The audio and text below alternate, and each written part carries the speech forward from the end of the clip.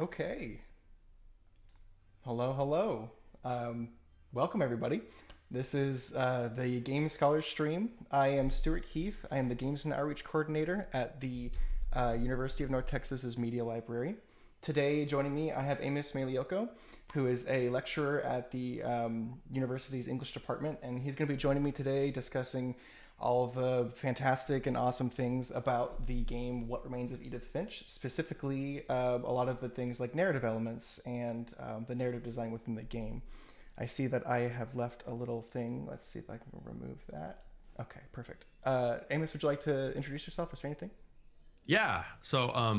Thanks, Stuart. My name is Amos Magliocco. I teach in the English department at UNT. I'm a fiction writer and not a nonfiction writer. And for about the last year, I've been the coordinator of the game studies and design program, which we're just sort of getting off the ground um, as a result of proposing and then designing a video game writing class, an introductory game writing class that tried to look at the unique narrative challenges and opportunities in video game writing and apply some of the techniques of characterization that I knew from fiction and so on and so forth. I got interested in all this because so many of my fiction writers were talking about story-rich games, character-driven um, games, whether they're first person or not. And it's been an exciting journey, and I've learned so much. And this is a really cool event to see whether what I've learned can actually be applied in real time. Well, I speaking of which, I'm personally I've always been really, really fascinated with video game narratives. I think well, honestly, video game narratives were what pushed me to get a degree in creative writing and everything like that. But I'm definitely scared that like the second we boot up this game, I'm not gonna have a single intellectual thing to say about it because all I'm gonna be doing is just kind of like gasping and oohing and ahhing. For anybody watching, I have not played this game yet. Amos has, so we have this nice little kind of dynamic here where he's got some background information. I have no idea what I'm getting into. I know that this is a beautiful and fantastic game with like very heavy narrative elements. Um, but we'll see if any of the time I've spent geeking out over video game narratives will actually be apparent while I try to you know put together a coherent thought. So I can go ahead and I'll get the game launched real quick. And Amos, I'm sure you have plenty to say about it. You're gonna do great. Let's hope so. I've got plenty of notes, so I can just start reading off of those. All right, so I think we can go ahead and switch scenes. And let's see, my window isn't cooperating.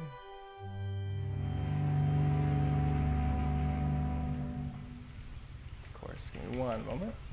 Yeah, while you're working on that, I'll just mention that this game, What Remains of Edith Finch, has sort of become a poster child, if you like, for um, story-driven games. Won a lot of awards. Surprisingly, it was only the second game um, that Giant Sparrow produced. It came out in 2017. Um, it's a kind of a first-person adventure game. Another label for this genre would be like a walking simulator. Um, what's unique about it is that it is heavily narrative. It's really about the story. It's a game, but it's a way of telling a story through a game, and it's actually a collection of several stories as this main character sort of moves through the house that her family has occupied for many generations. I don't want to give anything away, but the protagonist, the player character, moves through the house and starts to uncover secrets about family members who are no longer alive. Um, and in that way, kind of learns about herself and begins to assemble her own identity. So it becomes a technique of characterization, and uh, and it's just very beautifully done in the combination of artwork and environmental storytelling, along with the narrative, some voiceovers. The voiceover acting is really good, as you'll hear.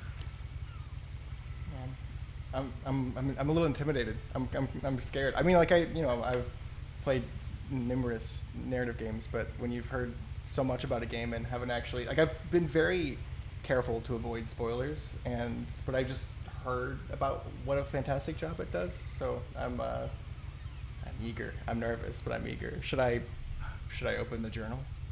Is it Yeah. all Oh, right? well, now, should I be able to see the game at this point? Oh, can you not see the game? Oh No, I'm goodness. looking at a Oh, big of frame of course. Give me myself. one moment. I apologize, Amos. Let's see. Okay, everyone, bear with us for one moment. I'm gonna switch scenes. Yes, it's always something that I'm forgetting. How's that? Can you see the game now, Amos? Yeah, I do. I Okay, do. Yes. perfect. I'm sorry There we go. about that. That's okay. Okay, so it looks like it's picking up. There we go. Okay, we're back. Look at that. There it is. Oh, and I can on even the turn boat. the book. It's going to make sense to you. And I'm sorry about that. I'm just going to start at the beginning with the house.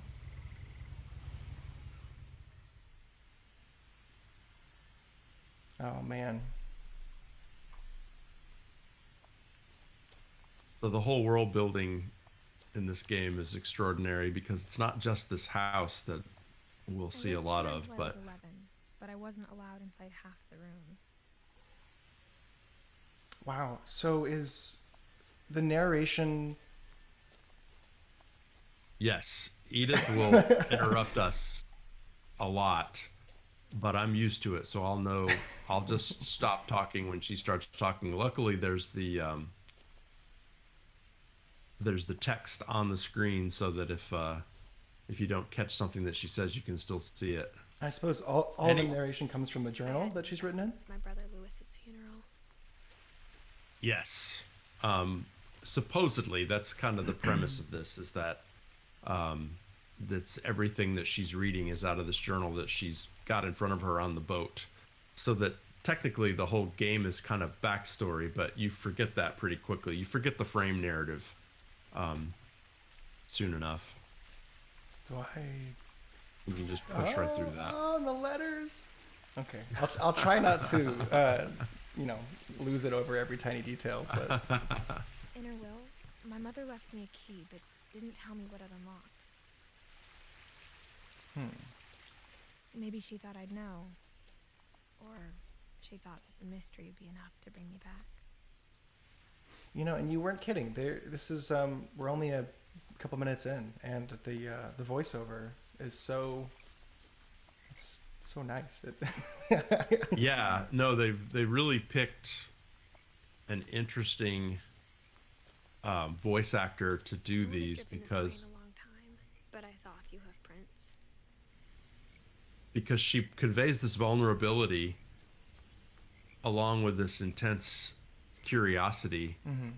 But at the same time, as we get into the house and she begins to uncover some of the stories, you'll sense that she has opinions already formed based on what her mother has told her and what she remembers of her grandmother.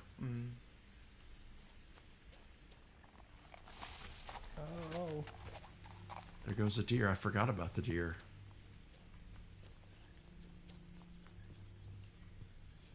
The truth is, even after I inherited the house, I never thought I'd come back to it.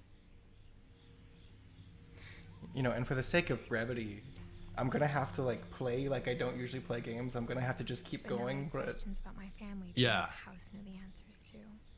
And the voiceovers won't stop if you keep walking when okay. they appear. They'll continue. I just have this tendency to be like, well, where did the deer go? I'll go find it, But No, I play these kinds of games the same way, as I look around at every single thing. The house was But in this exactly case, like it's I not remembered it, completely the way I'd necessary. been dreaming about it. holy cow! Yeah, it's a very scary looking patchwork house that's assembled in a way that kind of mirrors all the identities of the family members and As a the child, amount of the time house made that me has passed. uncomfortable in a way I couldn't put into words. Well, yeah, and so immediately it doesn't feel. I mean, it feels very dreamlike, right? Now, Like, as a 17-year-old, I knew exactly what those words were. I was afraid of the house. okay, so the protagonist is 17 years old returning? I wasn't aware. Yes. Okay. Yeah. And they left the house in a big hurry when she was 11. And she hasn't been back since. Should I go to the garage? Should I go back here? How many things do you want me to tell you? Oh gosh, I guess everything but nothing. Well, you can get in, if I remember correctly, you can get in right there through that door. Through this door? You can push through the cat door, I think. Oh my goodness. I think, unless I'm wrong. Is that how I get in the house? Yeah, that's really the only way in the The house. door used to be a lot easier when I was 11. So that does save you some time because the front door won't work. The key you have isn't for the front door. Man, you see, I'm thinking ahead. I'm going straight for the dog door. I didn't even try the front door. Gosh, this is beautiful. When was this released, Amos? 2017. Okay. Yeah, and it's kind of, built around the same ideas as like Dear Esther, The Vanishing of Ethan Carter. But I think the art component to this one is a little more extensive. So when you see a hand, that means something that you can manipulate. Okay. And to those, if you're using a mouse, you can right click, I think. Right click would be zoom. I think it'd be, there we go. Oh, there you go. Yeah. Sorry. And it's for naught because there's no power. And to those watching too, I'm actually playing on all medium settings right now because I have like a million things running. But like this is stunning even without ultra. Yeah, if you run this on a nice machine with a good graphics card, it's absolutely beautiful. Wow. But instead of a family, they were just memories of one. What's super interesting to me, I know that like so far it's been pretty linear and I'm just going down like a pathway, but I feel like it's giving me text where in places that like I didn't necessarily, like the player isn't forced to go. Like I imagine that maybe you'll get snippets of lore and background wherever you go, but I just happen to turn right here and I'm getting a new journal entry, or I just happen to go for the doggy door. I don't know if there's anything I could have missed or any sort of snippets that I'm not going to gain, but it feels very much like no matter which way I'm turning, I'm making the right decision. Yeah, it's really interesting the way in which the stories unfold no matter what options you choose as far as how to explore the house. I've explored the house a couple of different ways, like using all right turns. Oh, like how after I'm gonna get tuned in my head about it now. We all got sick of eating salmon, except our cat, Molly. And very much like short fiction, which is normally a pretty compressed form where everything that you encounter really matters. Still a wreck from the night we left. All the details that we're encountering, even already, will feed into and inform and animate stories that will killing everyone. Stories that we'll see later about different characters.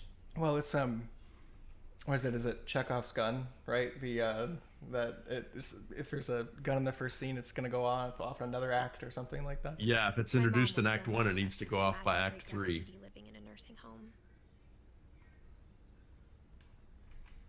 Man, I haven't even like experienced much of the narrative, and I'm already like swelling up, just feeling sad for some reason. It's so just calm and nice. Everything in the house looked abnormal. There was just too much of it, like a smile with too many teeth. That's a great line. It's beautiful. So some of the writing here is just dynamite, as far as sort of conveying the atmosphere and the feeling, but it's also helping us to understand how, young adult Edith feels about this place that she spent so much time when she was younger. Even the fireplace. Well, and that line. Edie told me the bricks came from the original house after it sank. That line, like a smile with too many teeth, was the first. Oh, up the fireplace, gorgeous. It was the first line that was on the screen too, as opposed to in the environment. Yeah. Let's see. Oh, so much to interact with. Mom always told me to stay out of the basement, so I wasn't too surprised when the key didn't fit.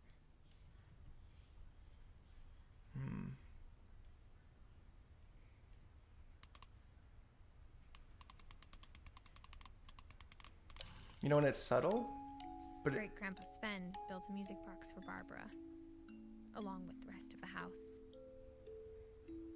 it's nice to have interactive components to small little mechanics like that. Like I don't just click it and it happens. Like I actually grab it and then I'm moving my mouse to get it to turn. Like it's subtle, but it's welcome. You know, it feels. I know I'm walking around and exploring, but I still feel like I have a slice of agency. Oh, Yeah, that's one of the challenges of a game like this is how to create the sense of agency for the player, as opposed to feeling like they're just being whisked through a kind of an amusement park ride, and so those small mechanics like you described for the music box, there's actually several layers to that, as you'll discover. You'll be returning to the music box later. I'm trying not to do too many spoilers, but there's more to the music box than meets the eye. it's I'll call it subtle foreshadowing rather than spoilers. My mom wasn't much of an optimist, but she never stopped believing that my brother Milton was alive. Does it say when they went missing? It does, but I don't think you can read it in this angle. It might be my my settings are turned down There, too. well, no, I think there are other that poster for Milton is all over the house, and Oh, there okay. are some places where when you see it, you'll be able to A read lot the. of things got left behind in the whirlwind of that last night. Sorry, Amos. I clicked and you were in the middle of talking too. Oh, no, no, no, That one was on me. I was completely prepared to pause when Edith talks. I'll probably talk over her in a few places where I know what she's saying isn't super critical. Um, so this is an example of what developers call environmental After storytelling, Milton right? disappeared, Mom sealed up all the bedrooms. This is the house as a storytelling element. Then The Edie things that you retaliated and see, drilled the peepholes. objects, the books, the strange caulk around the doors that shows you how they're sealed up, the sort of the wooden blocks. That's filling in backstory, as well as present story, so that it becomes another technique of storytelling. Because right now, Edith's the only character on the stage, and so the house is becoming a second character, and it's going to become a very important character. All these little details really matter. All the pictures in the books and the rooms will contribute to the kind of narrative momentum that starts to build. And I feel like that's something that is like so special about I mean all media, but like specifically games is whenever you have that sort of environmental storytelling, um, not only does that like really make your world stand out among other games, but it also kind of lets your character shine a little bit because you get to see the character in comparison to the world, right? Like if your world becomes a character in its own right, how does your player character or how does like an NPC interact with that world or that character of a world, right? So even just seeing, I mean, I know it's part of the mechanic and it's part of the game, but even seeing just how slowly I'm moving through the house, right? Like it's not like the mechanic is letting me sprint up and down and bump into walls clumsily. Like I'm stepping Yeah. through slowly. I'm examining it. My character is analyzing the environment. So it not only is the world super interesting, and it places us in this spot where it's like I really want to know why this is all here, and I want to know more about this really interesting. I imagine pretty eccentric family, but also like why does the player character feel this way towards this place? Whenever people ask me about my family, the first thing they always want to know about is Barbara. Oh yeah, there's more Barbara Finch stuff too. Yeah, Edith moves through the house. You could almost describe it as gingerly at first. And then as the game moves along and she begins to discover other, passageways is what they really are. Her pace and her confidence, I should say, with the house sort of increases and grows, which is interesting. But yeah, in this first sort of sequence, she does seem like she's being very gentle or nervous, maybe Yeah. even she's moving in a way that kind of conveys anxiety, right? Which is another technique of characterization, the way she interacts with her surroundings. Well, and totally. And speaking of her surroundings too, I even just looking at like some of the micro details of like the books they put on here, like there's stuff like the metamorphosis, the weird, and a lot of different things I'm seeing. But then time in the gods. Like when you see a bundle of books like this in a game, I start to wonder if there's something supernatural. But I see also there's a book, the big book of homeschooling. So that even then, like I mean, I don't know if maybe this is just me. I have a weird love for looking at bookshelves in games. I probably should just look at my own and actually read some of the books I buy. But yeah, just even just little tiny micro details like that just tell you so much. Yeah, no, the books on these shelves really matter, and they change depending on whose room you're in. And you will get into some of these rooms here very shortly. If you push right up to that peephole. Barbara was a child star for 2 years, until America grew out of it. Interesting. Did the other door that I passed have a peephole that I missed on it? Maybe. I don't think so. Let's turn around. Is there And something in there's this? a Oh. yeah, you can't get up there yet. Go back down that other Mom hallway. must have There's a locked the third floor stairs on the night. Sorry, I'm stubborn. no, no, no, no. You gotta try it, right? You said go back downstairs. No, not downstairs. Make a left. Left. Up, Okay. right Left this way. there. Okay. Yeah, there you go. And just seeing all the books stacked against the walls. Not to say that I come from a family of hoarders, but this feels familiar. Sven. The last time I was in Edith Sr.'s room, I was 10 and she was painting my portrait. Okay, there should be a room prior to the room that you just looked into, behind you and to the right. Yeah, I think that I recall her mentioning something about peepholes before I made it to the first door. Is it Okay, here we go. Oh. I had the wrong hallway. Here we are. spooky room or the closed door? You can't get in the closed doors. The spooky there a room is peephole? kind of the. I don't remember if there's a peephole here. I think there is actually. Molly always seemed like a girl I could imagine being friends with, if she hadn't died in 1947. Wow. So these rooms are all boarded up and locked down because Edith's mother felt the need to try to preserve these people after they passed away in this very odd manner, right? Which is to seal off the room like a tomb. I mean, it does become these do become sort of tombs, but the benefit for the game story is that as we investigate these rooms, we learn so much about these people and what happened to them, and the family secrets start to unveil themselves. And are we aware the year that this is currently taking place? You mean when is this supposed to be happening now? Yeah. I want to say present day. Okay. Yeah. So little comments like passed away in 1947 and the room is unchanged kind of raises some hairs on the back of the neck. I'm not gonna lie. Right. No, I mean, that means for Edith's first 11 years of her life, she was in a house with several rooms that she wasn't allowed to enter and didn't know how to access. I spent a lot of time playing in Great Uncle Walter's room. Oh. I think my mom sometimes regretted not sealing it up. So this to me seems like a is that a bed that was dragged out of here, or You know what? I'd never noticed those scuff marks. some piece of furniture? Yeah. Interesting. Oh, there's light coming from over here. Oh.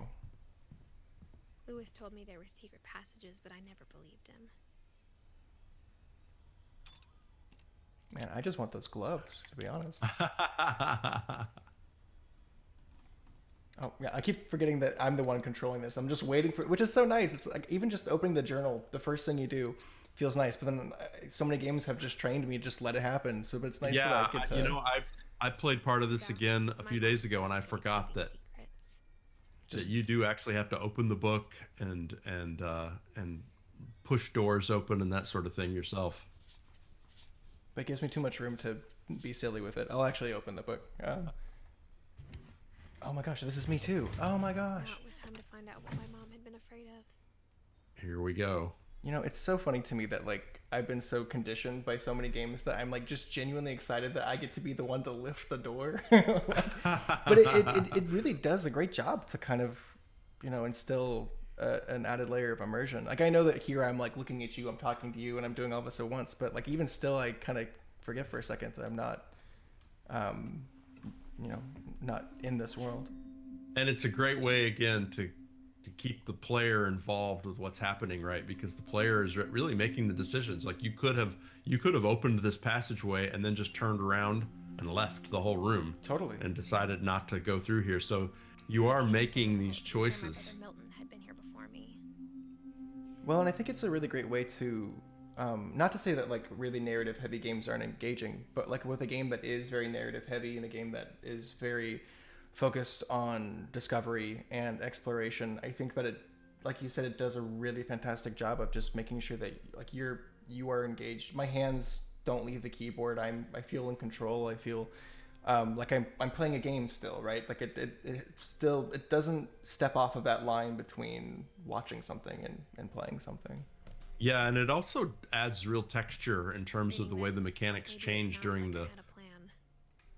cutscenes and the cinematics, where the things that you get to do are suddenly very different, um, and the aesthetics can be very different, so that it's not always the same kinds of motions and movements and actions, depending on, and you'll see what I mean in a minute, um, depending on what dead person's story you're sort of experiencing, for lack of a better term.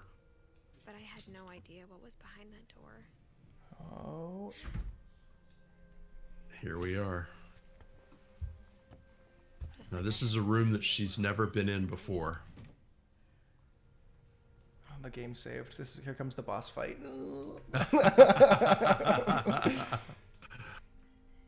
So when she says things like a door that I've never been behind before, or secret passageways, all that can be read metaphorically too, Sure. as the I grew as up the looking at all doors these to the rooms with family people. secrets, the passageways to understanding herself and what happened to her Molly's family, gerbil had because a tiny bedroom with its own even tinier gerbil cage.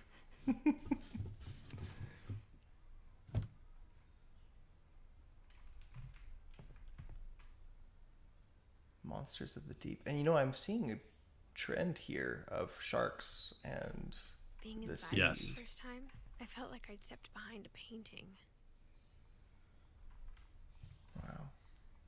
And the interesting thing is too is that they're really really capable of allowing the player to experience like a similar sensation to what I imagine, well, not exactly what, but like similar to what Edith might be experiencing in these moments, because I know that we haven't been looking through these peoples for years and then are seeing this for the first time, but it feels like it. Like it feels like yeah, it's just so new. It feels dreamlike. that's right. And if you're lucky enough to have looked through the peepholes before you find the way into the room, then it's even more surreal, because the peephole has that sort of gauzy filter like quality to it that reminds you that this is all that Edith had Thought ever this seen entity of this had spent a room. lot of time here. And now, for Before the my first mom time sealed she's the in it, doors. she probably dreamed of being in here, or had nightmares about it, one or the other. Yeah. And then So I wander over to that journal.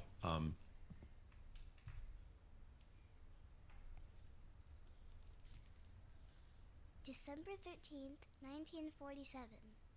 Dear Diary, I'll be gone soon, but I wanted to tell somebody about what's gonna happen. It started when Mom sent me to bed without dinner. I woke up and I was starving, so I looked around for something to eat. oh my gosh, I'm Molly now, aren't I? Now this is, not only are you Molly, but you're Molly in 1947. Oh my goodness. And even just like the subtlety of the score is it's so nice. It's like it's so melancholy. I think that I don't mean to gush too much. I think this is just perfect, like exactly the thing I love, right? I'm like, oh, it's so sweet and sad. So this is something that short story writers cannot get away with usually, is what we call a polyphonic narrative, multiple point of view characters.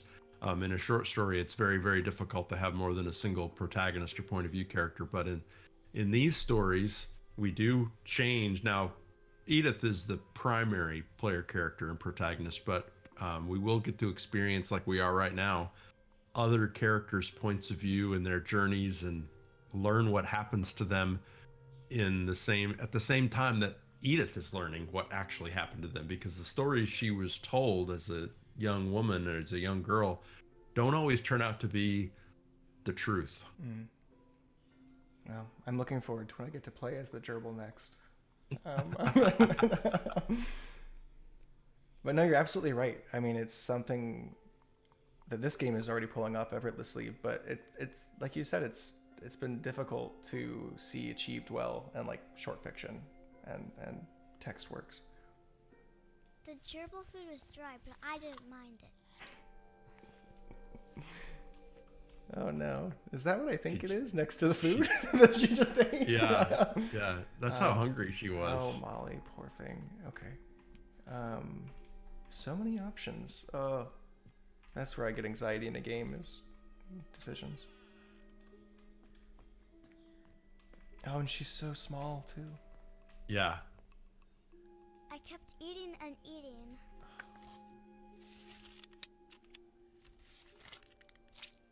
Is that her toothpaste? It was, yeah. Poor girl. Is that I ate a lot Molly? of things that night.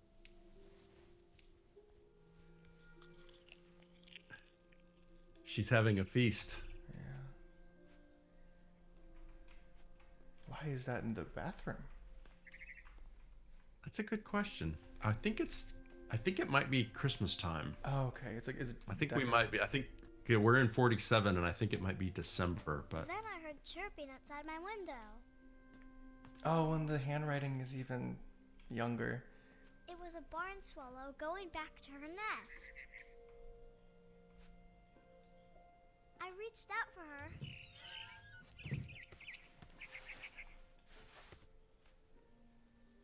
And suddenly, I was a cat. You know, I was curious about the cat ears and the portrait and the cat nose that was in one of the. I'm confused, but I'm excited. You're a cat. So Oh my gosh! So my joke about the gerbil wasn't that far off. this is right. This is the way for you to interact with cats, despite having a slight allergy to them. And you see, But this is why video games matter. Because they get to let us live our truest dreams. I get to hang out with the cat for once. and normally this would be really difficult to pull off because the player might resist the idea that this little girl has suddenly turned into a cat, and maybe some viewers are resisting it, but the writers were really attentive to having Molly do things like eat gerbil food and scarf down toothpaste and eat what I think were fake berries off that holly, which are things that domestic pets do, right? They eat things they're not supposed to eat. So there was already like a preview of the possibility of some kind of animalistic nature. So what you're doing now is trying to get that bird. Oh my gosh! So now I actually hadn't even thought about it, but Which I forgot you're also a bird owner, so I this is going to do. be. I know. I have a this is little gonna be- bluebird too. This is so This is sad. going to be tricky for you. Man, I actually it hadn't even occurred to me that she was actually a cat. I was thinking this was maybe another dreamlike sort of scenario. It's a child writing in a diary. She's a cat with claws, and if you hit the space bar, you'll see she can jump. Oh my goodness, and I'm faster too than. Oh, okay. We'll see. The bird survives. All is good. This is a happy game. I'm definitely not gonna get the bird. I tried to be quiet, but the bird was really scared.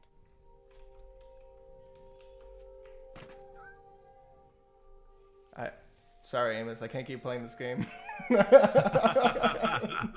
Because you know what your mission now is. I do. And speaking of game narratives making you go against your best interest, I don't want to hurt the bird. Okay, for the sake of, for the narrative. For the sake of the stream. Well, the bird seems to be doing okay. It's getting away. And the interesting thing is too, even just from like a gameplay perspective, this feels how I imagine a cat would feel like. The landing just feels so precise. Right, and look how perfectly balanced you are on this narrow surface. Okay, this is a happy story so far. Oh, the bird nest, is it missing its bottom? Is it? Let's see, where's my next platform? Is it up here? Oh, it sure is. See how gnarled all these trees are, and of course it's probably winter, so that's why they're missing their leaves, but the fog out over the water all contributes to this sort of eerie sense of desolation, isolation, abandonment, right? It's kind of some common haunted house tropes, but more than that, it's this idea that this house has been left, and is sort of empty, but yet that string of lights is still live. So there is still this sense that the house is awake, Right. right, and observing. It's kind of this entity. Well, and that's the interesting thing about it too, is that like, so I'm a very easily frightened person, especially when it comes to games and movies. I'm very quick to just nope out of a scenario, like, oh no, sorry, this is a scary game, I'm not gonna play it. Like, but the interesting thing is, like you said, there's so many haunting qualities that mirror some tropes that we've seen in horror or haunted house films or games, but nothing feels unwelcoming, nothing feels threatening. It actually feels like I want to be in this house, I want to look around more. I'm not like terrified to peek around into each room like I may be in a house that looks like this. So there's something weirdly, oddly charming about it, even though it feels like haunting. It's not a unwelcoming presence, I suppose. Okay, speaking of unwelcoming, sorry. I'll talk, and you can chase the bird. Okay, so this isn't the moment. I was worried this was going to be when it happened. No, you have to get there. Oh, they're in there. They are. So creepy. It's our first people. But despite all this language that I'm using, it's not actually a horror game, and that's one of the things that people wonder about when they maybe read about Edith Finch or hear other people talk about it. And it's a question that you see on Google: is this a horror game? And it's certainly not. There are things that happen that are very tragic, right. And there are moments that fill you with anxiety, but it's not a jump scare sort of structure at all. It's this accumulation of events and secrets being unveiled that help to kind of assemble for Edith who her family was and who she is ultimately. The first time I played this, I had a really hard time catching this bird. You gotta jump at him. Oh, almost. I don't wanna. No, I know you don't. Sorry, man. It's all right. You know, I'm in it for the game. It's a piece of the story. I can't close my eyes. This is. He doesn't want to be caught either, but. I jumped and I almost got her. Oh, her. I'm sorry. Oh, I see it. So what is that then? It's a very strange promontory graveyard. Interesting. Nothing suspicious about that. Even just the little, such nuanced, tiny details, like the little jingle of the cat every time it lands. It's yeah. Like I feel like a cat. Like a this is well done. Oh, almost jumped off the hole. Oh, did you miss her? Can I jump on the table or do I get on the tree first? Now I was up in the big tree. Okay. I promised that. Oh, there she is. Is she on the table? I can't tell. Yeah, there she is. All I cared about was eating that mama bird. I could tell she was getting really tired.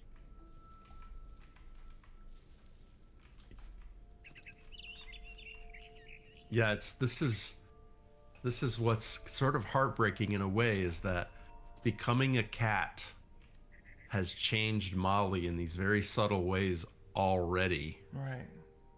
Like those last two lines where she said all I could think about was eating the mama bird. Well, that's the first time she's mentioned actually killing it, right? I mean, yeah. And then talking about it as a maternal figure, right? Mm-hmm. Which is sort of reflective of some of the strange family dynamics.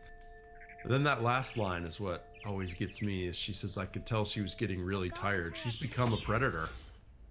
Molly's become a predator. Suddenly, I was an owl. First, all I heard was the wind. Speaking of becoming a predator. Little teeth Yeah. in the grass. Oh my gosh. Oh my goodness. Why? This just feels so good to play.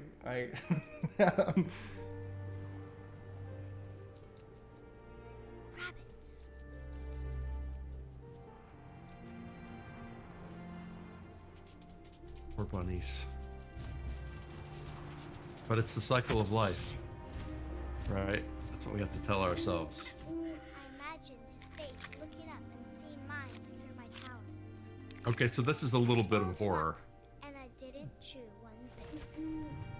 Then I flew off to find something. Even still, though, the presence of horror and like violence feels, and I think it, of course, is complemented by the score, and just even just how graceful and smooth flying feels. But it doesn't Another feel rabbit. upsetting. And maybe it's the fact that the protagonist right now has a child's voice, or it's you'd expect this to be a lot more upsetting to play. Yeah. She was almost No, too you're right. busy There's to something about the aesthetic I context of started it that choking, but I makes it couldn't more stop bearable. bleeding. But there's no doubt that Molly has become something else, right? She is transitioning here. Now she's transitioned again Right. into the maybe the ultimate predator on Earth, right? The shark is probably the most directly programmed thing that kills. Might not. This confused me at first too. You actually have to sort of shuffle this shark off this cliff, or he'll just sit there. Well, and the interesting thing too is that this is the first animal that we become that's displaced from its environment. This is Yeah, great point. That's right. And now we're having to struggle and fight to even, I imagine, end up in the water. No, that's an excellent point. That this I shark rolled off starts the out cliff as and into the ocean. a fish out of water. Now I was hungrier than ever.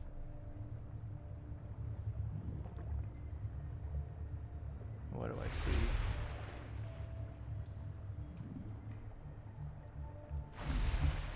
I There he wanted is. Fat, juicy seal. It's a seal. It's like, how many cute animals can you think of? Well, She's becoming more and more descriptive about what she wants, and the tone of her voice is changing too, right? Yeah. And it tasted really good. Yeah. Her voice is becoming urgent and even a little celebratory about the things that are happening.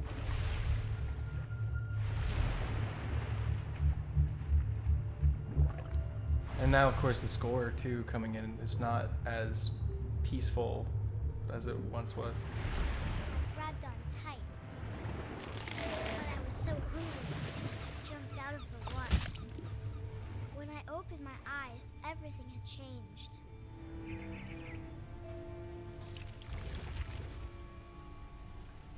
This isn't giving anything away, What? but the most observant viewers on our stream currently might remember where we started, like the very first moment of this game, when Edith opened the journal that was in her lap. If you think about where we were precisely, we're on that same kind of a vessel, except of course it's 1947. Interesting.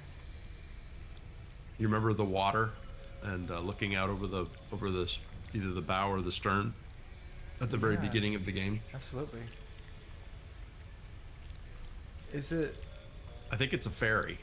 Yeah, because there's a car on it, so it looks like there's a few cars on it. Am I? You're slithering. I don't know where my tentacle is supposed to go. This is the. Yeah, this is kind of confusing at first. I see lights. It'll sort of go in the direction you point it, if I remember correctly.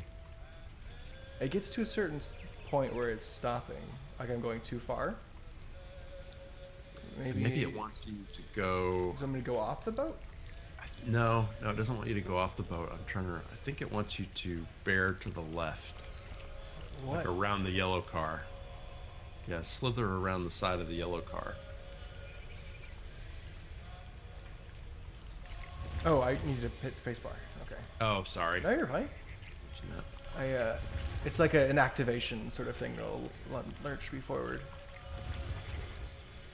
Now I was a monster, and I smelled people everywhere. Oh my god. You're right. I mean, really, the transition from cat to owl to Shark. shark to now literally just being a monster. Yeah, We don't even know what this thing is. Well, at first I was thinking like, oh, it's an octopus, but nope. This is something else. Okay, let's see. And even just like the certain elements that are being utilized here, like the camera shaking whenever I move, has just such a different tone than, I guess, like Edith slowly wandering around the house. That's a great point. Yeah, these creatures, especially this creature, like you said a second ago, that they tend to lurch and jump. I was big, but I moved real quiet.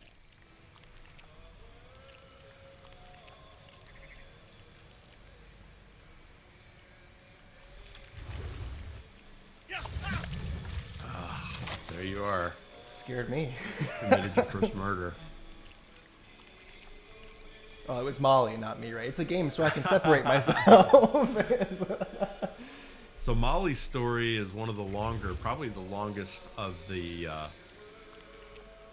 discovered stories, I wanted and to stop, but also I didn't. it transitions through these various creatures as they become sort of more and more hostile and aggressive, and it kind of sets up a way to think about the house. When we get back to the house, this has kind of created the framework through which we'll understand the progression of rooms and spaces and characters. Molly's kind of just think about her as sort of a key. There seems to be a presence of keys in this game. Now, so could I have theoretically looked into the story of another character prior to Molly? Is it so that's not linear? That can be done in any sort of pattern? I don't think so. Okay. I don't think you could have gotten to anybody prior to Molly, actually. Though there are many different paths to Molly's story.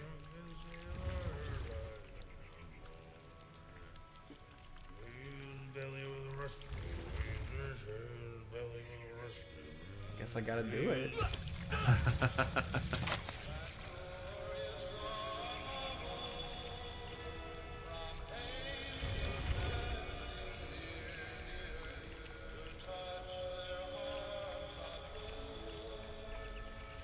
Oh, is that? I think you may have left the pilot, but oh no, I'm sorry. You're right. You're right. This is the way to get to him.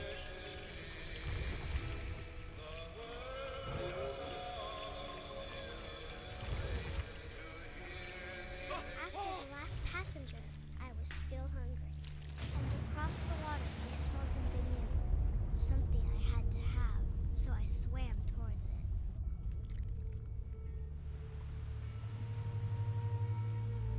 So at the same time we're seeing what actually happened to poor Molly, we're recreating events I that slithered took on the place sand, and the good smell went into an old pipe. around the house, in the water around the house. You know, people who went missing in 1947, the sort of strange occurrences that may have gone unexplained all this time. So we're continuing to world build and establishing a larger environmental backstory in addition to specifics about Molly's fate and what she experienced well, I guess I should just say at the end of her life, since we already know she died in 47. We can use that phrase. Well, the interesting thing is too is I don't know exactly how it's being achieved, but even so very far away from Edith, I don't really feel very separated from Edith still at this point. Like even though I'm in this completely different scenario and from this different perspective, I still feel like I'm playing Edith's story in a weird sense. Like I don't feel as if I've changed games. Learning all this, somehow she's experiencing this too. She's seeing these things. Oh, that's a nightmare.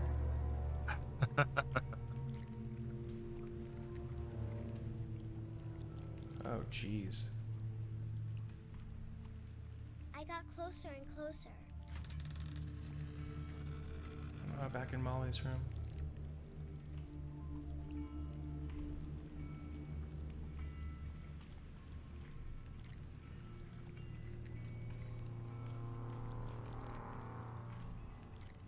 The emotional palette is really dynamic, right? There's humor, whimsy, dread, fear, disgust, apprehension.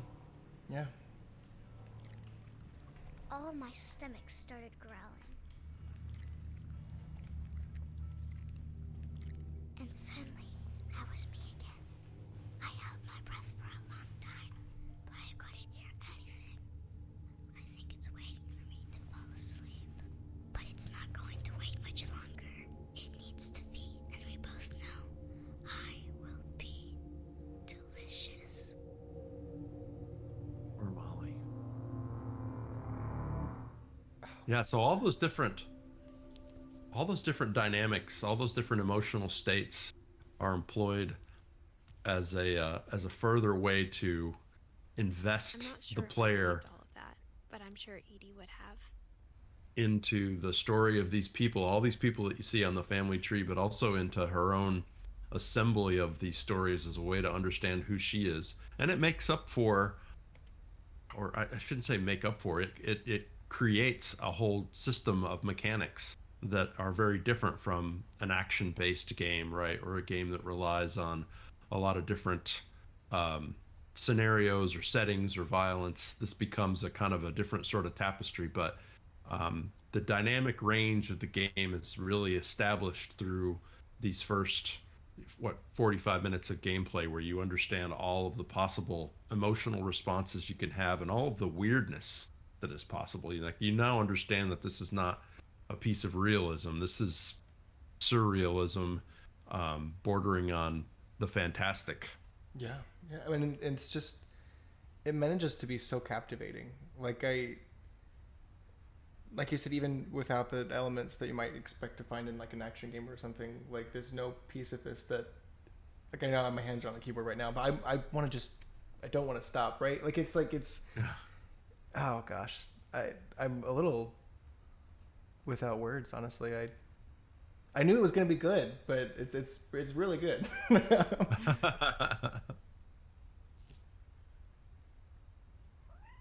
Oh, and the cat. Where's the cat? Yeah. I don't know. I always wondered there. I mean, I heard the cat too. I've never been able to find the cat. Oh my gosh. That's so bizarre. All these rooms have these little shrines to the deceased occupant, and all of which were created by Edie, and that's Edith's grandmother. Um, and then eventually, I suppose, by Edith's mother too. But I'm not clear if Edith's mother made the shrines or just sort of went along with the choice to seal up the rooms. The cat's outside the window on the tree. Oh, is it? Mm-hmm. Oh, wow, there it is. Okay, you found the cat. Oh yeah, it might. Is it so? Before the trees had a little light dusting on them. It might not be. Is it? Well, we're not. Yeah, we're in present day now. So I'm wondering if is this still winter, or was it? I guess they still have leaves on the trees, don't they? Too. Yeah, it looks more like. Well, I guess I don't know what season it is. Maybe late autumn now. Oh, looks like I am outside now. I think you can. Yeah, I think you can actually step out if you want and walk along the awning. I can't remember if that's possible or not. Did you notice as well that she had drawn a sea monster on her chalkboard that seemed to be about to eat somebody named her? It was a daddy on like a little ship boat or a little boat. No. Right above the journal. Sorry, I don't know if I can get back inside now, but right above the journal. I'm pointing at my screen like we're sitting next to each other. There is a right above the portrait of her on the chalkboard. There was a sea monster coming up, and it looked like it had a very long tongue that kind of looked like the tentacle we saw before, and it was approaching a sailboat that had a stick figure on it that was marked "Daddy." Oh my goodness! I did not notice that, and that actually is a pretty important piece of information.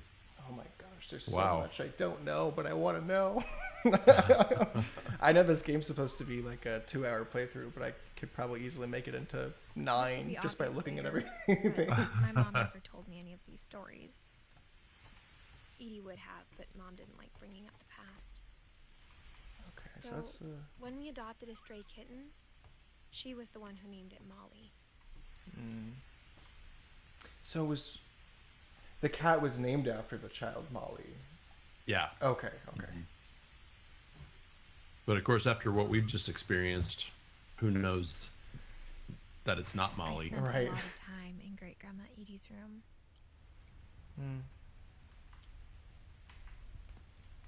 Lurpy. I'm gonna get all emotional about all the sweet little birds that she has. I know she loved her birds. Bob was a snake. I think. Really? One of these is like I don't know what kind of snake that is, but it's a little portrait of a snake as opposed to Oh my gosh, it really is. Creepy. Yeah. But this is another fantastic use of setting and environmental storytelling. You're sort of seeing the whole. Gloves every year, just in time to replace the old ones. You're sort of seeing how precious these animals were to Edie as time went on, how many she had, and she named them sort of similarly, right, in sort of rhyming names as a way to remind her of the last one without using the same name. So, in addition to this large family that she has, there's this whole collection of birds that she's memorialized with their cages and little paintings of them, the same as she has done for her family members. Well, and it looks like I don't know if this is just like a fun little thing that the devs put in, or if this is going to be part of the narrative, but all the birds are purpley, lurpy. I think there was a derpy. Derpy. Like you said, the rhyming names, but the snake is Bob. Yeah. And like you said, regarding the decorations and the clutter, but so much of the environmental storytelling and detail, it's neat because like so much of our environments and our spaces. I guess look at both of our backdrops, right? Like we surround ourselves with the things that we love or the things that make us feel like ourselves.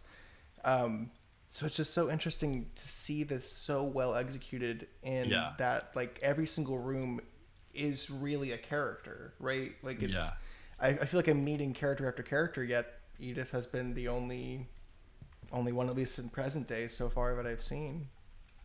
And not just the things that we love, but also the things that we need. Yeah. Like there's an oxygen tank next to her bed here because she occupied this room until she was a very old lady, right? And at some point she needed medical attention, and there's a chair right beside the bed, as if frankly, not to be too much of a downer, but as if somebody were sitting with her, right, as she was very sick, right? So you can actually see the history of the room. You can sort of see the room move through time by the presence of certain objects, right? Like you can imagine this room when she was a younger woman, a young adult, and then you see other objects that are obviously from the time that she was much older. Well, not only do we have a chair from potentially a caretaker or somebody assisting in last moments of life, but we have a child's chair on the other side too, which if I think that's a shark. Oh, wow.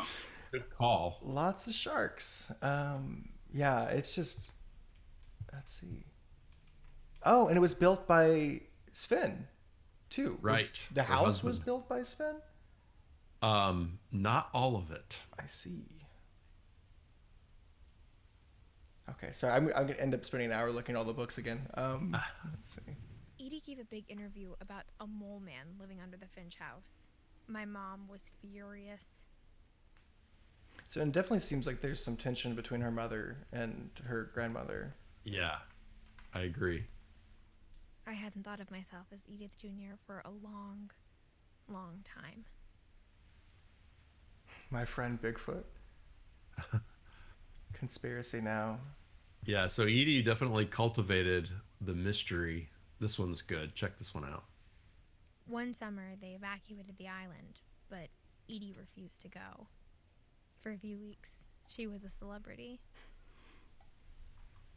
A little. So the strong matriarchal figure, right? That sort of puts herself not only as the caretaker of the house, but the historian of the family with the things that she's created. And over on the other side of the room is kind of the history of things before her. Well, and speaking of histories, we can also see in this photo that the house has no expansions and isn't that surreal Burton-esque, I guess, sort of labyrinth. It just looks like a big home, I suppose. Yeah. Yeah, it looked relatively normal there. Her room was like a museum. Odin. Odin was the first name on the family tree too, wasn't it? Yeah, Odin's one of the For originals. 500 years, the Finches have been famous throughout Norway for their fortune and misfortune.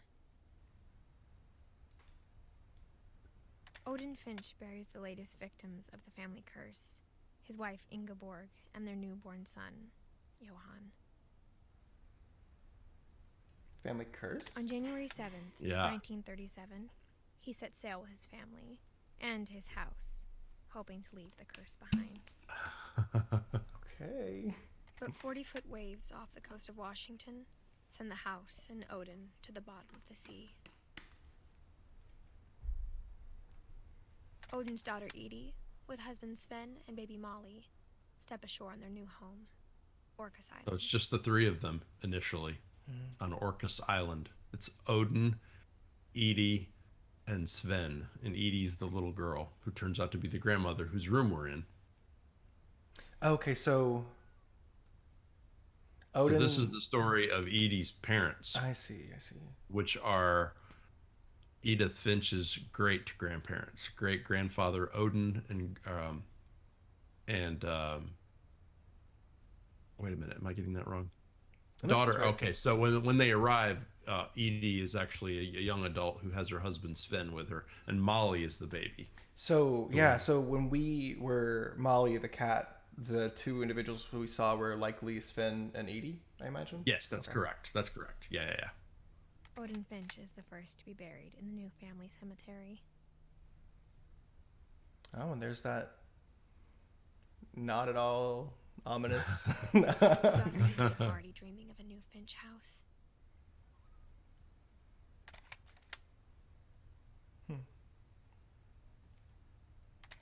Oh, I think I looped. How do Yeah, I? I think you can just back away from it. I can't remember how I get. Yeah, there we go. Oh wait, that's the. Oh, I can just walk away from it. Yeah, okay. Yeah. And that's the Whatever's story wrong of with his Odin, I family, believe. It goes back a long ways. Huh.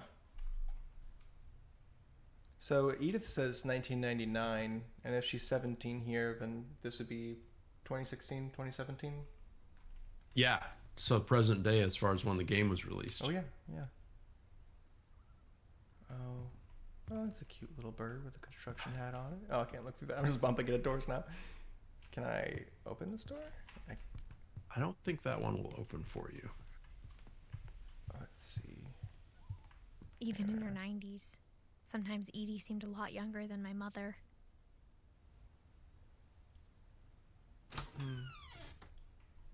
So the idea of the curse of the family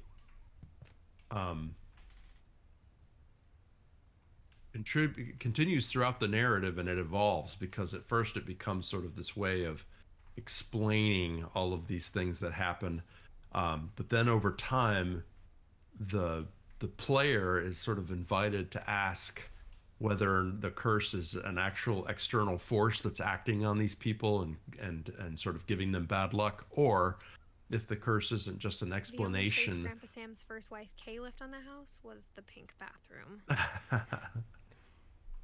It was a pretty If- big trace. The player begins to sort of understand that maybe the curse is just a convenient narrative that these people have settled upon as a way to understand and come to terms with all of the terrible things that happen to the family members, right, over time. And that instead of the curse existing as something sort of prior to the family, that it's just a way for them to try to make sense of it, right? And ultimately this is a game about what stories mean to us and how we understand our lives through stories and how we create stories in order to exist, in order to live, in order to negotiate the day, in order to navigate family secrets and injustice and strange events. Totally. And I guess, I mean, speaking of the curse, like so much of superstition is created to explain the unexplainable, right? I mean, and so much of the gameplay feels as if I'm trying to understand the unexplainable myself. So it's just really, really fantastic. I feel so privileged to even just be playing this game right now. I'm kind of mad at myself for not playing it sooner, but maybe this is a great way to experience it. I forgot about the key there. There's a secret in the bathroom by Sven and Edie Finch. There's a secret in this bathroom. It's in the last place you would look. It isn't in the cupboard. It's hidden in this book.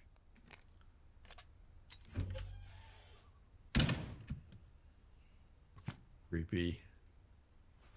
That's the interesting thing about it, is that I'm being placed in so many settings and scenarios where the house very much feels alive, right? Like every single room feels alive. It feels like these characters are there with me. But Yeah, well, that's the weird thing, right? Is that because their rooms were sealed up immediately upon their death, they're essentially unchanged. yeah, but I would expect it to feel more frightening. Like I would think that I would be more apprehensive to go into this room, but I'm just eager, right? Like I'm just excited to learn more and discover more. And it feels, I don't know if I can even think of the word for it, but it's not that it's unsettling. It's suspicious, but it's just enrapturing. I don't know. It's a nice breath of fresh air for someone like myself who like loves narrative games and has a terror of and fear of horror games and spooky games. But this is kind of really meets in the middle for me. It's where Sven gave Sam an old camera he'd refurbished. He never put it down. Well, I think what happens is that the experience you're having is conflated and merged with the experience that Edith is actually having, and that the sense of apprehension, which is not terror or fear, is the apprehension that comes with the realization that you're about to learn things about your family and ultimately about yourself. Yeah. And because you don't know what those things are that you're about to learn, there's a level of nervousness about, do I even want to know? And it's not that something's going to jump out and necessarily hurt you physically, but the psychological transition that you might experience could be substantial.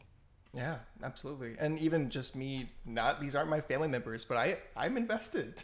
I don't want them to, I don't want to uncover any horrible secrets. I want this to be happy.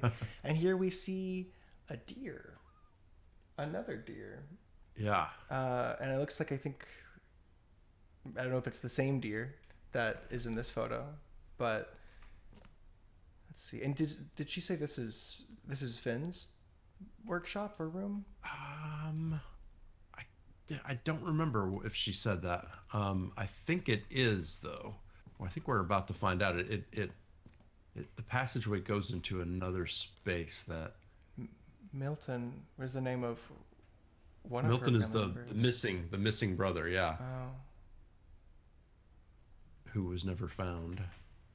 Okay, here we are.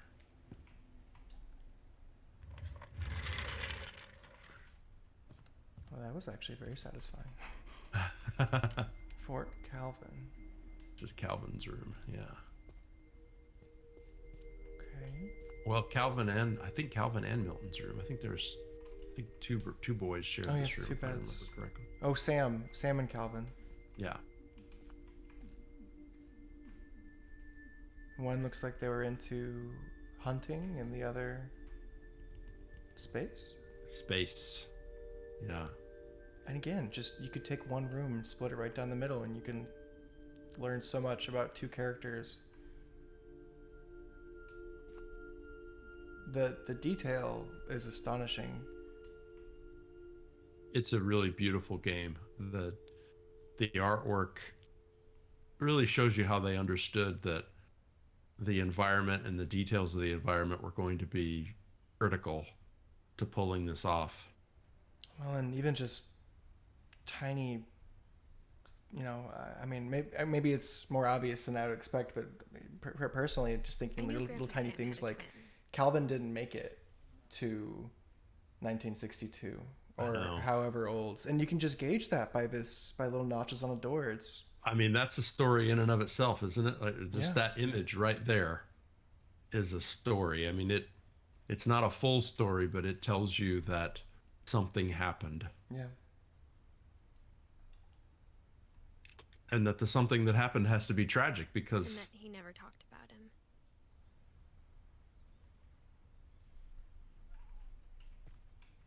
so I think what I interrupted there was that Edith tells us that Sam never talked about Calvin after Oh. Calvin passed away. I see. Are we led to believe maybe they were twins? They Yes. were, okay. I believe they are, yeah. I guess my grandpa didn't like history any more than my mom did. Oh, this is so cute. Sad, but very cute.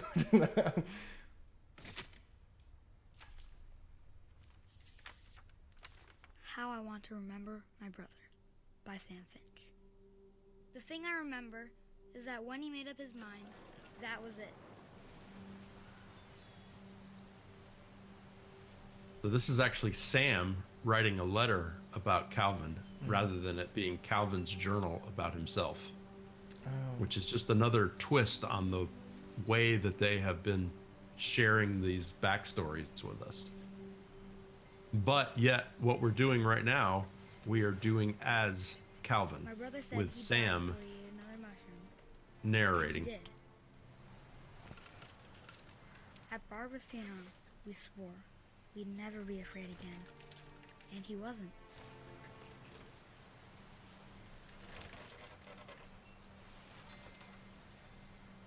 As somebody who's afraid of heights, this I sequence think Calvin always wanted to fly. gives me the creeps, I have to admit. It feels incredible to even control a character swinging. Like, I just never even That thought day, I would get to do this in a Finally game. made up his I've mind. never seen this in a game, have you? No, never. And the way that the mechanics of it too, like where I'm using my keyboard and my mouse for this, actually feel shockingly realistic for... Yeah, it's very weird because you would think with just using a keyboard and a mouse that it's something to do with the way the chains are bending as he's pushing and pulling. Yeah, and even then the camera pushing forward as I push forward in that last little, I don't know the word for it. I'm not a science person. The peak of the Oh, the swing. apex. Yes, is thank swinging. you. Yes. Yeah, Do I just keep swinging? yeah. Swing as hard as you can. Oh no. I know, man. Yeah, the tactile, I told him the going attention around to the was impossible. tactile details. Maybe if I hadn't said that.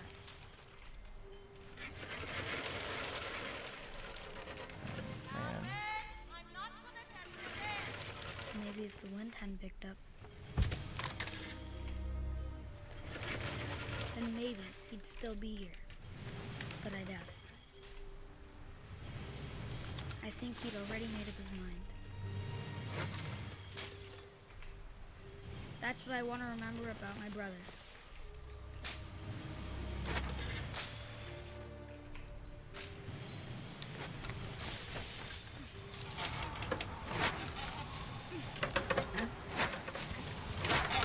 The day he made up his mind to fly. And he did. I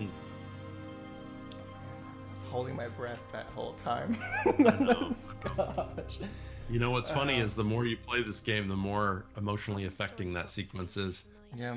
When I Because- was younger, I remember trying to do the exact same thing. Now I know more about Sam than you know because you've only played this one time, but I can hear the adult Sam in the young Sam's voice and attitude. Like the way that he reconciled himself to things, the admiration he expresses for Calvin's courage and determination, right? That's all a preview of who Sam is going to become in adulthood, and it's really striking and powerful. It's what we would say in fiction. We would say that's a richly imagined character that the invention of this character has taken into account their entire history, so that you can begin to see who they'll be very early in their lives. Well, and then also just, I imagine it's even more impactful when you have I suppose, like the juxtaposition of an adult Sam persona communicating to or about their younger twin, right? Like in these scenarios, flashbacks, any sort of game or movie, whenever you have like, it's like the whole like, what would you say to a younger you, as opposed to like, what would you say to like a younger sibling? Yeah. And then hearing it in the child's voice, and of course nothing that he said was something that's like, oh, a kid wouldn't say that. Like, it still feels natural, but even just hearing you mention that it felt more of like an older Sam. I haven't even met older Sam, and I punched in the gut. Like, Well, I mean, I think that note was written when Sam was young. yeah. But knowing we'll get to meet the older Sam later, and you'll recognize him from the voice of that note. Yeah. And that's what's powerful, right? Is because what that does, the effect that creates, is that it makes you realize that older Sam lived so many years of his life after his brother had passed away, right? And so, in a sense, that's kind of how the story evokes or renders that loss, is that there's this absence of Calvin, my brother, as Sam becomes an adult and goes to the Marine Corps and has a daughter of his own, and they go hunting and fishing together, and you realize, you sort of begin to account for all the years that Calvin isn't present, which is why people say this game is kind of sad in terms of how it makes you feel, which I think is true. There is a sadness to it, right? Because it's about loss. But I think that there's something very unique about this specific brand of sadness. It's not by any means just dragging you through the dirt. Let's make sure every character has as hard of a time as possible to make you sad, because we're going to break you. It's this very specific, like, earned sadness where you feel like, maybe this is twisted, maybe I just love sad narratives, but there, you work for that sadness, right? Like, you go through these different stages and steps, you discover these different nuggets of story and characterization and history, and it just feels, I hate to use this word, but it feels rewarding. Like, it feels like it feels so whole, I suppose. Yeah, that's it. No, that's a great way to put it. And we always talk about in narrative that anything that's earned is earned because it's paid for in some way, right? Any realization that a character has is almost always accompanied by some sense of something that has to be given up. There's a small loss involved with anything that a character ever gains. It can't just be all gain, and it can't just be all loss, right? So I do think that you earn the emotions in this because you understand how these characters have sort of come to accept and think about the way that their family members lived. And Sam obviously feels very proud of Calvin, right from the beginning. He said, my brother said that if he ever had to eat mushrooms again, he would die, or something like that. I can't remember the exact line. And then his determination to fly, right? And we know that Calvin was fascinated with outer space and with flight. Yeah. It shouldn't feel this good to be so sad, but it did. Oh gosh. So, and I saw too that, so Calvin was on the swing, but Milton's name was written above the swing in the little passageway. So I'm curious. Yeah, I don't remember why Milton's name. I'm assuming that Milton discovered these passageways. Oh, I see. And sort of rooted around in there, writing his name on, because I think we'll see his name written in other places too. And there's nothing that bars the idea that Milton discovered these passageways and never shared the secret with Edith or anybody, right? Yeah.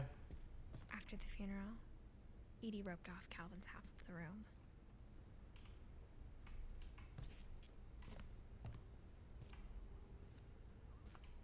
So in Edie... Mom said Grandpa Sam enlisted at 18 and never set foot in the room again. Dude, Edie's just outlived so many characters, it seems. Yeah. But she was one of the first ones to arrive on the island? Oh, do you mean Edie? Wait, I thought, or did you say Edith? Edie. Edie, because Edie was the one that roped off the rooms after everyone. Yeah, yeah. No, so Edie arrived with her husband Sven, um, and their daughter Molly, right along with Grandpa Odin. Right. So the first landing party, if you like, is a great Grandpa Odin, and then Grandma Edie, Grandpa Sven, and Molly, which is Edith's aunt. I see. Okay. Makes any sense. So yeah, Edith was there her whole life basically. Edith was there when the house was first built. And she seemed to have lived a full life. Yeah, no doubt. What's this? Ah. I know I have so much fun being the one to control the things.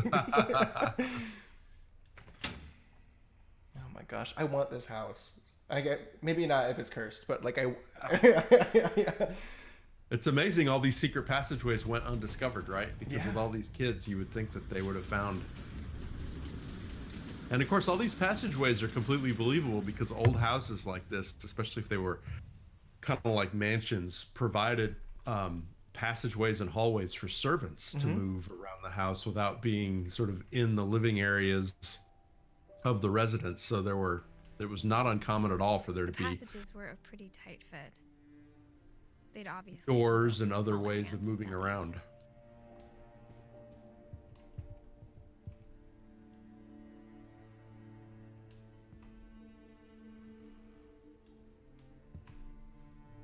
Huh. Which way do Tough choice. Oh gosh, I gotta see what this is. Oh well, I don't know. Oh man, choice-based games. Why do you do this to me? Okay, I'm gonna go this way. This is where my instinct sent me. I think that's a good call. This is Growing up, Barbara's room, I obviously. always and thought of Barbara as a child star.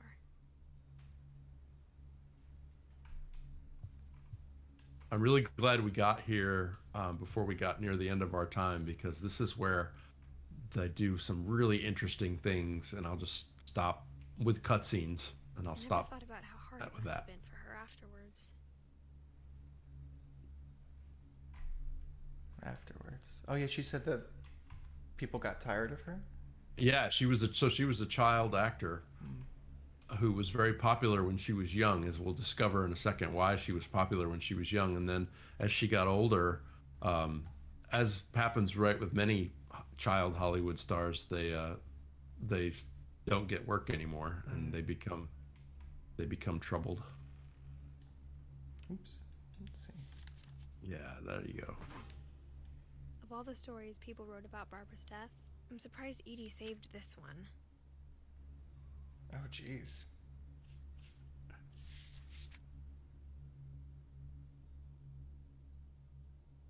Old Jack here with another ghastly tale inspired by America's most unfortunate family. I'm calling it The Surprise Ending of Barbara Finch. As a child star, Barbara was famous for her scream. Oh god. Now at 16, she was all washed up. A has-been. But in a lucky break, she'd been asked to perform her signature scream at a local convention for monster movie fans. It was just the boost her career needed. Unfortunately, her scream hadn't aged well. Getting better. I think you just need the right motivation. Her biggest fan and current boyfriend, Rick, was about to demonstrate when... Now that was a great scream. It was Barbara's father, Sven. He'd slipped into a table saw and had to be rushed to the emergency room. So Where's Sven? Barbara got stuck babysitting her youngest brother, Walter. Her convention Ascension comeback was cancelled. Okay, I'm hearing frustration, but I'm not hearing terror. What if I tried... A gang of hoodlums in Halloween masks have been terrorizing Orcas Island tonight. Police are urging residents to... That came from the basement. You're right! Also, I loved your delivery on that. Why is your basement door locked? Because my dad likes making puzzles and secret passages. There's a key hidden in the music box. The secret is to keep winding and winding until finally the key pops out. Thanks, babe. Why did I do that? Because I didn't tell you to. 20 minutes later, Rick hadn't returned. So Barbara went to look for him, right? Look at the texture of the hand. Oh my gosh. What a creative She reached for the music method of, box. I guess, a air quotes cutscene of sorts. Yeah. Oh, and then now it's No, this is you. You're up. interactive. Oh my goodness. And as she wound the key, she listened for Rick, but the house was silent.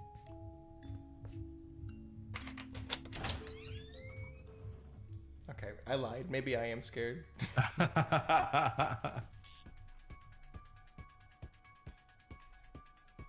Now that's some recognizable horror music. I was gonna say, is this The Exorcist, or what am I thinking of? I think this is either Halloween or Friday the 13th. I just thought of the first scary movie that came to mind. This has got to be The Exorcist. It's interesting. They must have had to license this music too.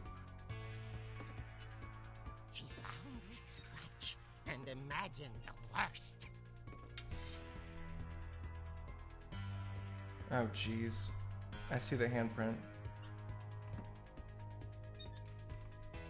Oh gosh, and the kind of comic book filter on it is so I know.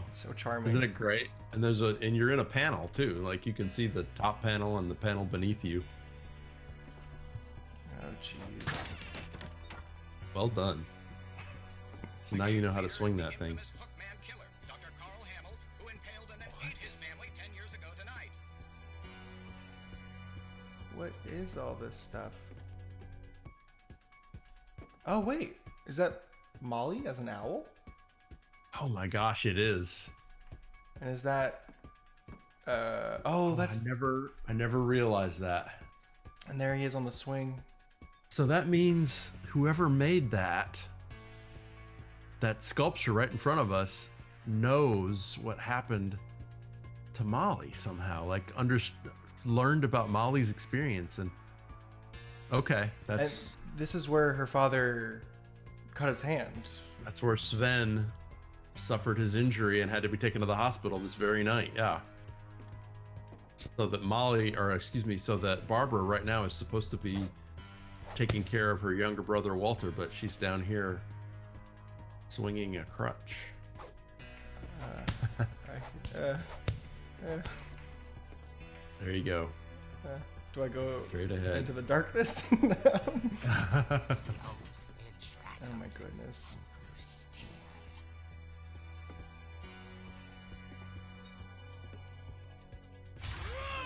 Oh dear! Oops. That felt satisfying. Barb, It's the obnoxious I'm boyfriend. just trying to scare you to help you find your scream. Well, I'm not scared, Rick. I'm furious. Then act furious. All I'm getting from you now is that you're hurt and confused and He just can't stop. I hate him. Threw him out. She kept a little something to remember him by. Barb, have you seen my other crutch? And she was still holding it when she fell asleep watching the late picture show. Where are the children? Hours later. Barbara! Walter, what's going on up there? Ah! Okay, I'm coming up, but if this is a trick, you're dead, Walter. Oh goodness, the music's playing again. Okay.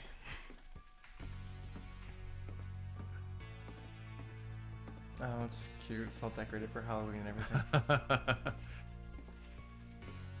You know, I wasn't expecting weapon mechanics. and it works too. It does, yeah. It doesn't even feel like it's I'm playing a different game where I've been pulled into some sort of different environment or scenario. Super fluid. You really clocked Rick with that thing. Felt good too. Walter, are you there? Oh, great. Okay. Walter vanished, but his bedside radio was still on. Orcas Island police described the man as 6 feet tall, with a steel hook for a hand. Residents are urged to lock all doors and windows and notify the police of any suspicious activity. What? Barbara turned, saw the hook man, and was speechless. He was quite smashing. And he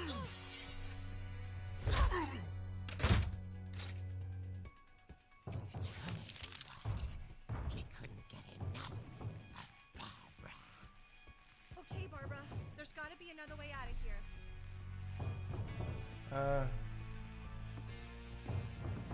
Oh, was there a light source by the bed? Right behind you? Or no, that's a flashlight. I'm sorry. What is this? Oh, it's a nightlight. Okay, I'm guessing this is the way. It looks like that's going to be your only choice. What a shift in tone, too. Yeah. Which is just so well done with an entire shift of I guess not platform, but we're by taking the same environment but putting it in a comic book, the shift of tone doesn't feel jarring, right? Like it feels like I'm in a game within a game, I suppose. Yeah. Yet everything looks different. All the details are different. The color scheme is completely different. Oh, we're back in Molly's room. And somehow, even though this is what the house looked like when it was functioning normally, it's much more scary. Yeah, yeah.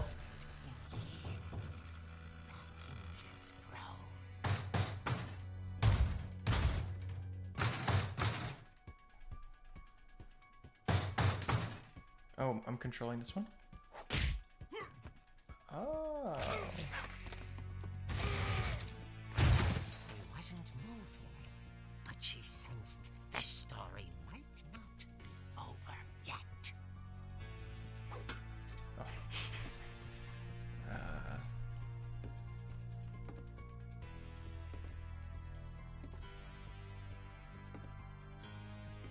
So where is Walter? Yeah. Good question. Oh no. Of course, right? But all she heard was...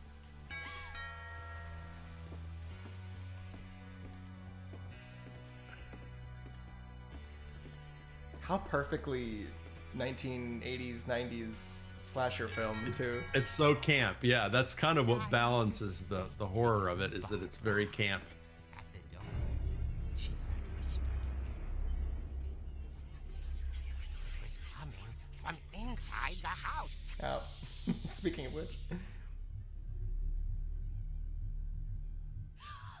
So at first they look like ghosts, right? All the figures, all the mysterious figures of the house, but then... The monsters had come to surprise her. For Barbara, it was a dream come true. Then she saw what kind of monsters they were, and she realized what was about to happen. She was going to be famous. And with her final breath, Barbara Finch gave the performance of her life.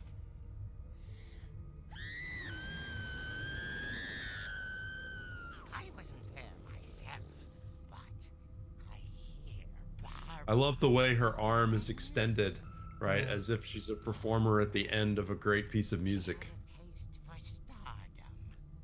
But unfortunately, so did her fans. Of course, the police blamed it all on poor Rick, who disappeared the same night. And little Walter, hiding under his bed the whole time. There's your answer. But that's another story. As for box was all they ever found of her. Her ear. Oh, jeez.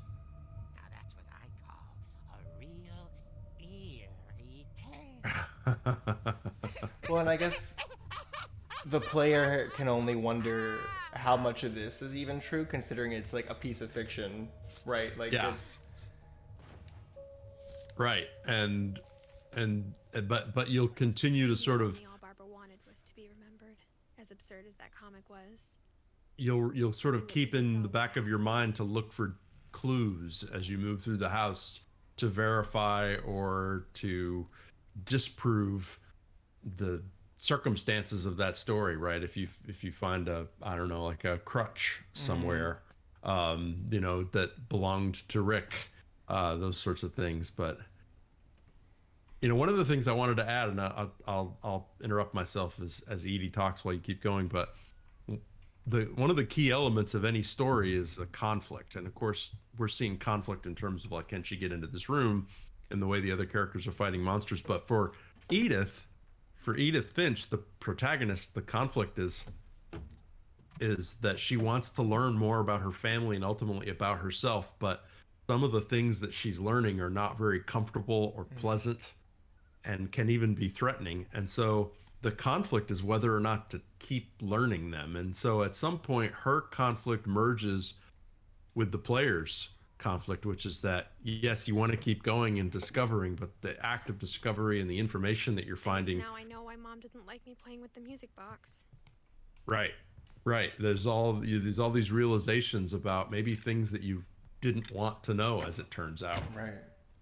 Well, and the interesting thing is too is that, like, I know, like, with a game there is the drive to keep playing, right? I mean, it's personally, I would even argue it's more of a consistent drive, again, just for me, than say if I am reading a book or watching a movie that's unpleasant and I'm like, oh, I'm uncomfortable, I'm just going to stop for a little while. But with the game, there's always this kind of victory condition where I must complete this game. I'm so involved. I have to be a part of this. I have to complete the game.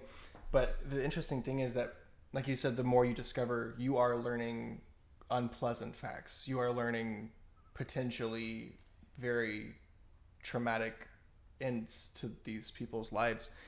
But at the same time, I don't feel discouraged. It's done in a very, very, it's so well done in that, like, I don't feel like just beaten every time I learn something horrible has happened to somebody. I'm well, in fact...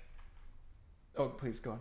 Oh, no. I was going to say, I think you get the sense that you are about to get to the bottom of things. Like, it's not just that Edith is going to understand who she is and where she came from, but beyond that, she's going to figure out why all this stuff has happened to her family. Like, what really is going on, right? You do have the sense you're drawing closer and closer to the heart of the mystery. I guess there lies the victory condition, right? Like, there lies the sense that, like, every game has a sense of winning, right? To some point. And I guess that's when I win, is I want to know everything. Edie's father, Odin, built the original house. Let's see. I've looked. That's Barbara's room, yeah. So where have I not been? Is it darker here now, or is it just darker in my room? It might be darker. I think you can go downstairs if you want and go back to that music box. That's Walter's room. That's how we originally got into the passageway in the first place. Oh, Walter's room was the one that wasn't preserved. Yes. Oh. It's funny. All those times I played with the music box and never found the basement key. She's reminding us. That's the one moment that the writers kind of needle the player a little bit to remind you that you learned a little more about the music box a second ago and to take advantage of it. And the same bird too. I mean, I imagine it's the same bluebird. I didn't even notice that.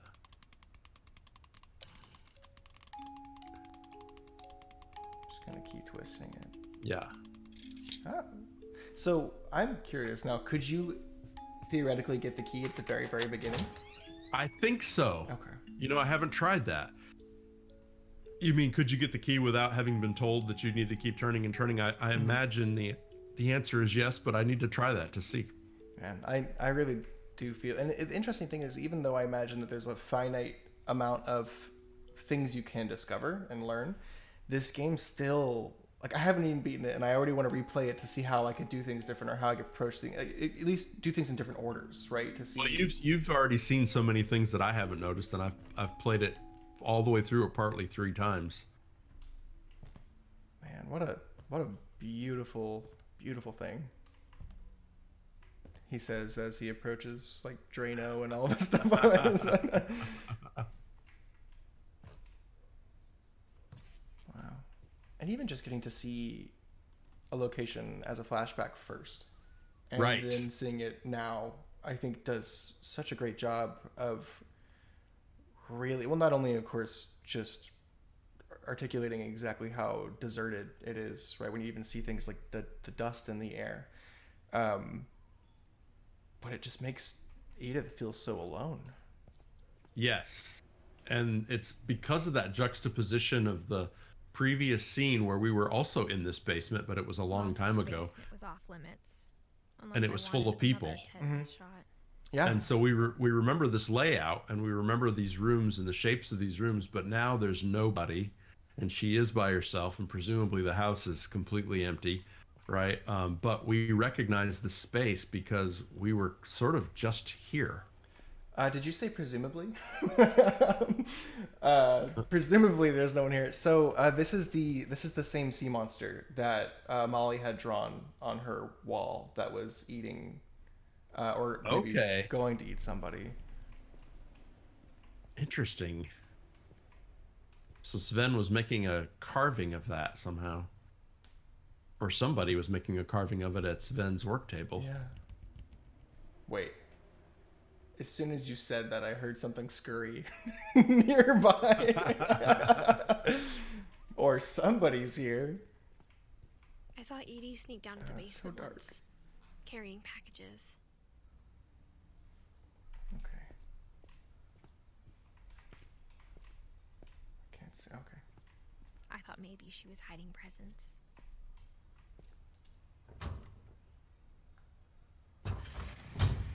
It turned out she was hiding a lot more than that. This is the refrigerator? That's no refrigerator that I'm familiar with, because if you keep going... I think that's the air quotes refrigerator that Rick was supposed to have been hiding in. Yeah, that's exactly the same one. And notice the power is working down here. Oh my gosh. I'm having a difficult time seeing. I wonder if my brightness is turned down too low. It is pretty dark. Of course, this is also a very dark scene.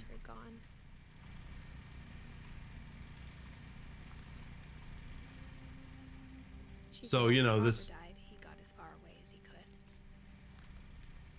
She's talking about Walter right now, by the way. I'm sorry, I'm interrupting her.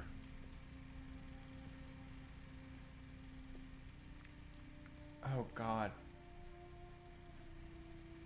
So that's the sound of a generator, isn't it? And here are preserves. Yeah. Okay. Presumably, she's the only one here.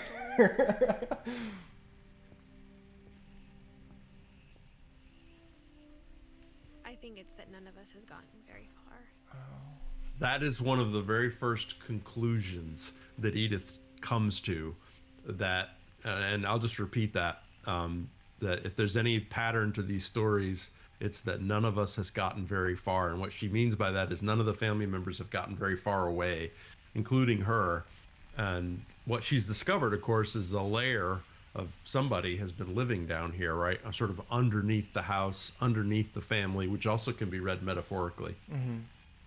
And we'll find out in just a second who it was. Man, what a line! I gotta say, I have a pretty strong writer's envy, I think. Yeah, and of course that represents growth on Edith's part, right? That she's beginning to think in those terms. She's beginning to say those kinds of things. She's understanding something about herself and the whole family now. And it's Walter. Walter Walter was down here until 2005. Wow. And then, I guess, presumably, her grandmother knew that? Because isn't her grandmother responsible for these portraits? That's right. Yeah. Jeez. Edie either knew Walter was down there the whole time or discovered it later and made the little shrine for him. Okay, so I don't want to scare you, but I think he died today. It's April 1st today, or March 31st. Oh, wow, So, yeah. As we're doing this stream. That is creepy. Man.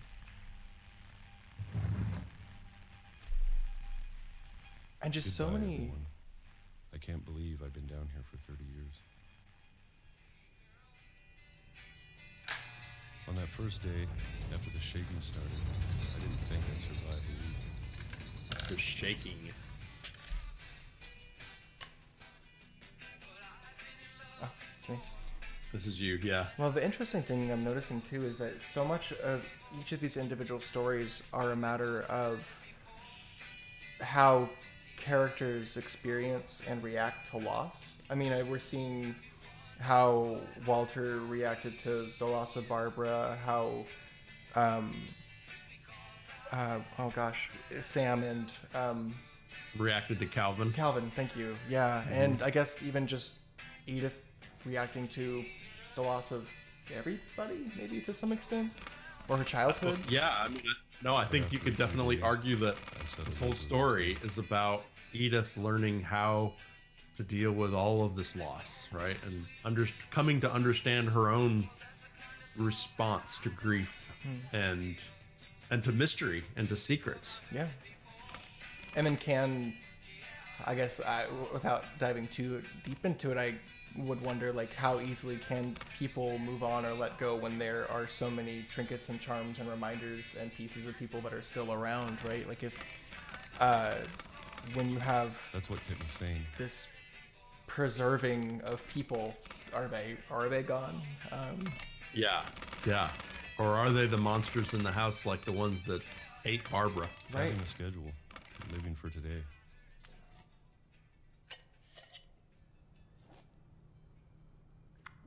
I always expected to be dead tomorrow. But if you wait long enough, you get used to anything.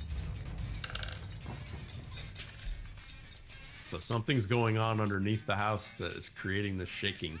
And I think in the last calendar it was November, and now it's January. Of 76, yeah. Oh geez, I didn't even notice. Even a monster on the other side of the door starts to feel low. Almost friendly.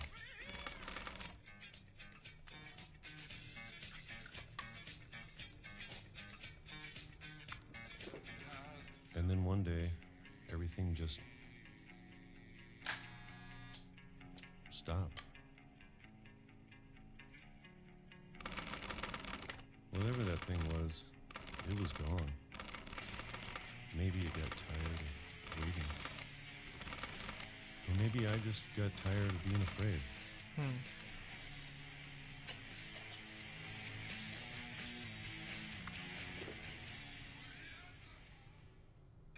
It's been a week now, the longest in 30 years.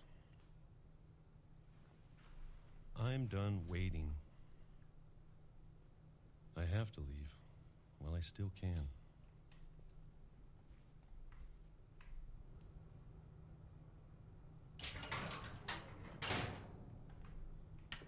So as Edith becomes more aware of the patterns of these stories, Walter's decision to leave, quote, while I still can, end quote, makes a pretty deep impression on her, right? Because what she's discovering is that in many ways she hasn't left this house, even if she hasn't been back there in 7 years. Well, and I'm wondering too, like what I know it's out there somewhere. What is he being liberated from? Like, right? Like, what is... Whatever killed Barbara. There's an answer. I was going to say, it sounded like he was talking to me. I know. I think he is. And Calvin. Walter believes in the monsters. Maybe this is all a mistake. But I need to stop living the same day, even if it kills me.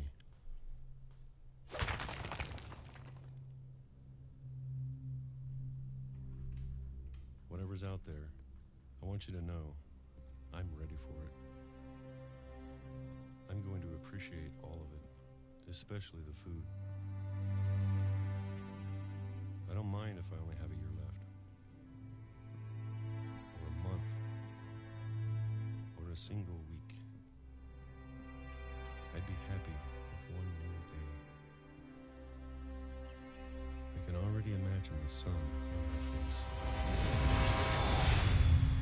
face. Oof. Wow. That was the monster. Man. So then I guess I wonder. Walter died when I was 6. I can't believe my mom never told me he was down here. So remember Edie's story about the mole man underneath the house? Oh my gosh. Yes. So presumably Edie never knew that Walter was down there, yet Edith's mother knew. How do we know that her mom knew again? That. Well, because she said, I can't believe that mom never told me Walter was down here. I guess I don't know how she knows that her mom knew that Walter was down there, though, now that I think about it. There may have been something. Somebody had to have known. Yeah, I guess they found him. They found his body because somebody made this. Oh, yeah. This must have been made by Edith's mother instead of Edie. Oh. Oh, poor Walter. I'm sure my mom was trying to protect me.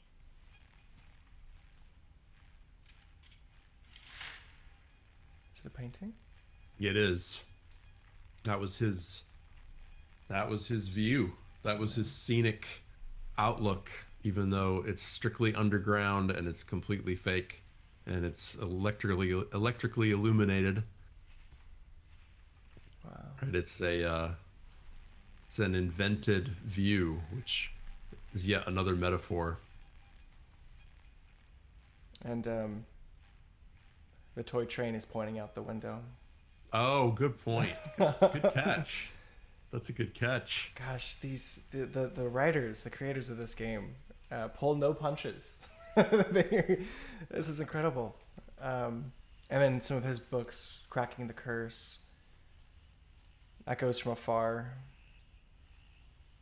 He was absolutely sure that what he was hearing and what was shaking his tunnels was a creature, a monster. He had no idea it was a train, right? So there's this example for Edith that these secrets might be something you just don't expect at all, that your ideas about what might have happened could be completely wrong.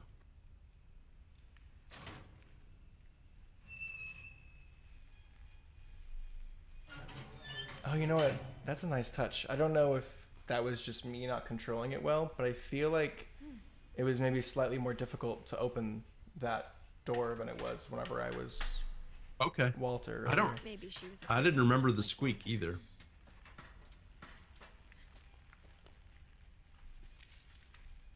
But if she never told me about an uncle under the house, I can only imagine what else she was hiding. Only imagine. I don't want to make the same mistakes she made.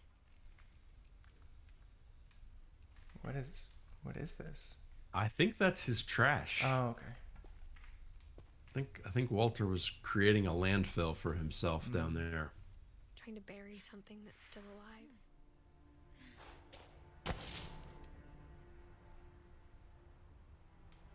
Now that there's only one of us left, or maybe 2, I thought it was time I heard the stories for myself and found out what happened to everyone else. Well, isn't it interesting that the stories themselves might be the problem? Yes. So more conclusions. So much in a family curse. We made it real. And a sort of a deeper understanding about what all these stories mean and the extent to which the truth is arranged, invented, fabricated in order to go on with life. Gosh. And here we, the player, get to learn all of it right aside Edith. Yeah. What a privilege.